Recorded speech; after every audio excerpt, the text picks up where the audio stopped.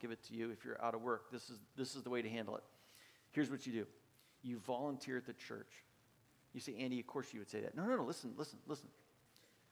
One of two things is going to happen when you volunteer at the church. Either God will be so pleased, he'll reward you with a job. Because you're blessed in him, right? So he'll give you a job. Or Satan will be so angry, he'll give you a job. Either way, you're going to get a job. So that's what I was doing. I was volunteering at the church, just seeing, whatever I could do. And I think I annoyed those guys more than I helped them. But anyway, I was doing it.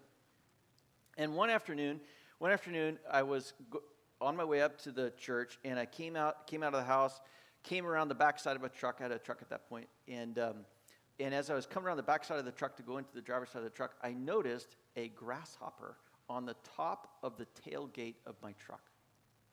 And I thought to myself, buddy, you better jump off now. We're going somewhere. And I jumped in the truck, and as I'm weaving my way through the neighborhood to get out to the main street, I'm looking through the rearview mirror, what's going on with that grasshopper, right? Because, I was young back then. I was taking some sharp turns, He hung on. I got out to the main road, and I'm like, for sure. I'm heading up to 35, 40 miles an hour. I'm on this main road for sure. For sure. He's going to go, off into the, to the thing. He's going to get tired. And, I'm doing my best to pay attention to the cars and the traffic as I'm, again, a young man weaving my way in, like I'm in a hurry to go somewhere. And the grasshopper hangs on. I get to the traffic light where I'm turning for the on-ramp onto the interstate, and I'm going, yo, buddy. This is where the ride ends.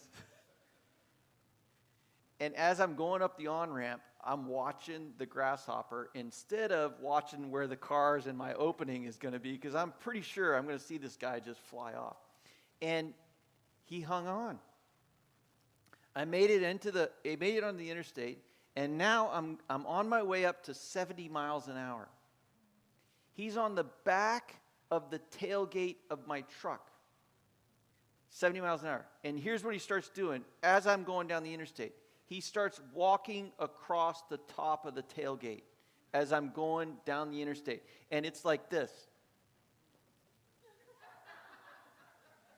You know what I'm talking about? Like the legs are everywhere, right? And it's just the wind and the breeze. And you're like, any second, this guy's gone. He's gone. He's making his way across the entire tailgate while I'm on the interstate.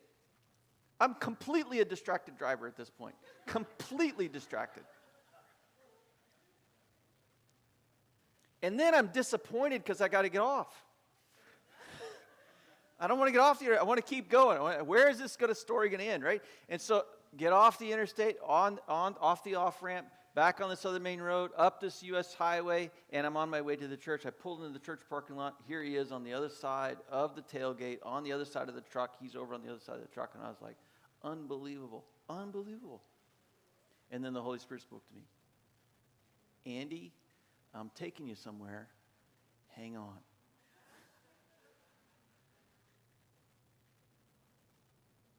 That's obedience.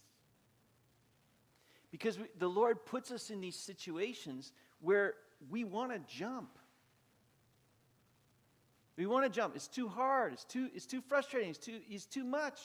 Lord, it's too much. Why are you testing me? I'm taking you somewhere.